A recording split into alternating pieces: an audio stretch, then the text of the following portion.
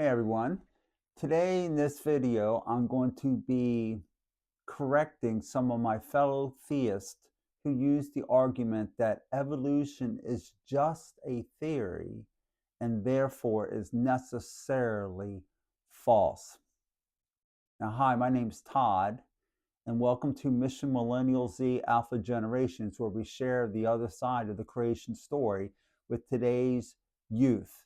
Now, today's video, I'm going to be letting Jonathan Sarfati, the author of The Greatest Hoax on Earth, Refuting Dawkins on Evolution.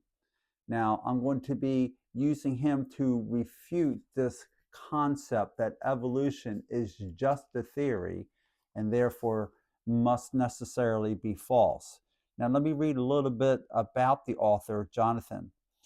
Jonathan D. Sarfati, PhD, FM, was born in Iraq, Australia in 1964. He moved to New Zealand as a child, where he later studied mathematics, geology, physics, and chemistry at Victoria University in Wellington. He obtained honors levels in physical and inorganic chemistry, as well as in condensed matter physics and nuclear physics. As well as being very interested in formal logic and philosophy, Dr. Sarfati is a keen chess player, and this guy was pretty good, by the way. He represented New Zealand in 3 chess Olympiads and is a former New Zealand national chess champion. In 1988, FIDE, the International Chess Federation, awarded him the title of FIDE Master. He is well known at creation conferences for successfully playing while blindfolded up to 12 sighted challengers simultaneously. So this guy has a good mind and he's fairly objective. The reason why I like him is because he is very objective. Now, us theists will debunk bad arguments that atheists use, superfluous arguments, nonsensical arguments. And so we need to be consistent and debunk bad arguments we hear our fellow creationists, so to speak, use. Now let's get into what Jonathan said about this. Evolution is just a theory. Now this is from the creation.com website, and where Jonathan gets into a number of arguments creationists should not use. Evolution is just a theory. What people usually mean when they say this is evolution is not proven fact, so it should not be promoted dogmatically. Well, I'm not so sure that's what they usually mean, but often they do.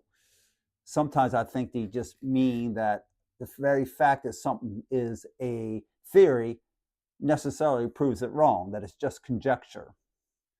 Therefore, people should say that. Now, this is Jonathan speaking. The problem with using the word theory in this case is that scientists usually use it to mean a well-substantiated explanation of data. This includes well-known ones such as Einstein's theory of relativity and Newton's theory of gravity, and lesser-known ones such as the Debye-Huckel theory of electrolyte solutions and the Durkheim, Landau, Verwey, Overbeek theory of stability of lyophobic souls, etc. It would be better to say that particles to people evolution is an unsubstantiated hypothesis or conjecture. And yes, that would be the best way to do it. Just say, yeah, it's a theory, doesn't prove it's wrong or right. It's going to have to rest. Its trueness, its logicalness has to rest on the basis of its own merits. And certainly evolution, by Darwinian evolution, is definitely not in the class of something that is substantiated. It is conjecture, which we'll get to in a second. All the same, the critic doth protest too much.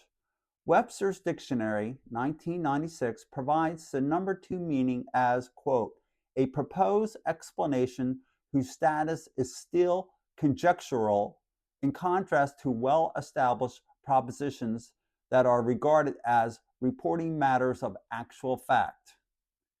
And this usage is hardly unknown in the scientific literature. The dictionary further provides, number 6, contemplation or speculation, 7, guess or conjecture. So the critic is simply wrong to say that it's a mistake to use theory to mean speculation, conjecture, or guess, and that scientists never use theory this way in the literature. So the attack is really cheap point scoring, but there's still no reason to give critics this diversion. And then he has here, C, also, quote, is evolution a theory or a fact, or is this just a trivial game of semantics? Now let's read a couple paragraphs of this article here. This is from the Discovery Institute. Now this is a fairly lengthy article, so I'm not going to read the whole thing. It's just a few paragraphs to give you a sense of what well-informed theists, how they handle this issue of, is evolution just a theory? All right, here's the article. We'll read the first 2 or 3 paragraphs. Is evolution a theory or fact, or is this just a trivial game of semantics? Many members of the general public who are skeptics of Darwinian evolution are intelligent people with a decent understanding of some of the scientific weaknesses with neo-Darwinian evolution. That is the new Darwinian evolutionists. That's what neo-Darwinian means. In fact, a recent article in The Scientist suggests that, quote, public discontent with classical evolution as an inclusive theory stems partly from an intuitive appreciation of its limits.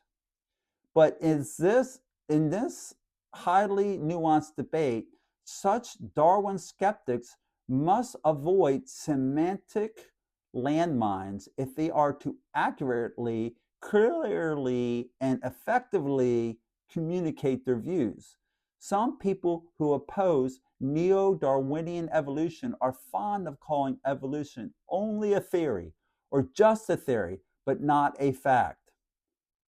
After using such a phrase, they are immediately scolded by Darwinianists who tell them that a theory is a well-substantiated scientific explanation of some aspect of the natural world, and that evolution should be considered both fact and theory.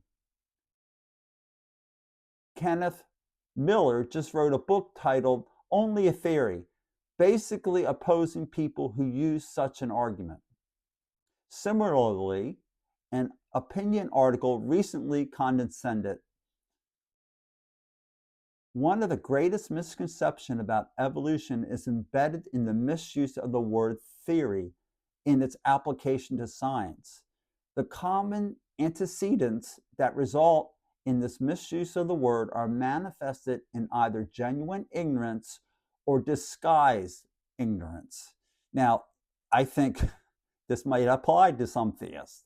It might be a genuine ignorance of the way the term is used in science, or it might be disguised ignorance. I see atheists who should know better when it comes to certain things that theists don't believe, yet they still pretend as if we believe them. So it goes both ways. That's what I'm trying to say. People are either genuinely mistaken of the word's intent, or they are well aware of the word's scientific definition, but still use the non-scientific definition in an effort to spawn doubt. Evolution, because it's a theory, is a higher form of knowledge than a fact. Okay, I think we'll leave it at this for now. I do think that we should be accurate in what we believe and teach, and we should try to represent the other side fairly. So if you're a theist, you don't have to use that argument. Evolution is just a theory. You can say it's like Sarfati said, it's an unsubstantiated theory. It hasn't been proven. Particles to people has not been proven. Now, we're not here to argue the merits of Darwinian evolution versus, God creating everything. We're not here to argue that. We're just here to deal with one thing. So don't use that idea, and I think you'll be on more solid ground. You'll have more credibility with the atheists that you do come in contact with. So anyway, I hope you like this video. It's very brief, very simple. It's not rocket science. And we'll see you in the next one. And if you like this video, please hit the like button. If you haven't subscribed, please subscribe, and put some comments in the comment section, negative, positive, what have you. That really helps the algorithm, they say. So anyway, you have a good day, and we'll see you in the next one. Bye-bye.